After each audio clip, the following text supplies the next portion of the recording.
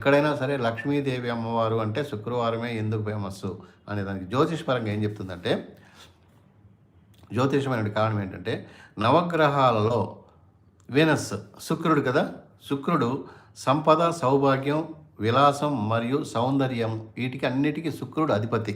సంపదకి, సౌభాగ్యానికి, విలాసానికి మరియు సౌందర్యానికి అధిపతి ఎవరంటే వీనస్, శుక్రుడు. మన జ్యోతిష్యం ప్రకారం చూస్తే కూడా అదే జ్యోతిష ప్రకారంగా శుక్రగ్రహానికి అధిపతి ఎవరంటే మహాలక్ష్మి అట. శుక్రగ్రహానికి అధిపతి ఎవరంటే మహాలక్ష్మి. సో శుక్రగ్రహం దేనికి అధిపతి? సౌఖ్యము, విలాసము, సౌందర్యము, వీటన్నిటి సంపద, వీటన్నిటికీ ఆయనకు అధిపతి ఎవరంటే మహాలక్ష్మి. సో అందుకని ఎవరి జాతకంలోనైనా సరే శుక్రదోషం కనుక ఉంటే, శుక్రదోషం ఉంటే ఆర్థికమైన ఇబ్బందులు వస్తాయి. ఎందుకంటే ఆ సంపదకి శుక్రుడు గురువు కాబట్టి. శుక్రదోషం ఉన్న వాళ్లకు సంపద ఇబ్బందులు ఉంటాయి. అలాగే శుక్రవారం నాడు లక్ష్మీ స్వరూపమైన అమ్మవారిని కనుక పూజిస్తే ఆ దోషాలు తొలగిపోతాయి. కాబట్టి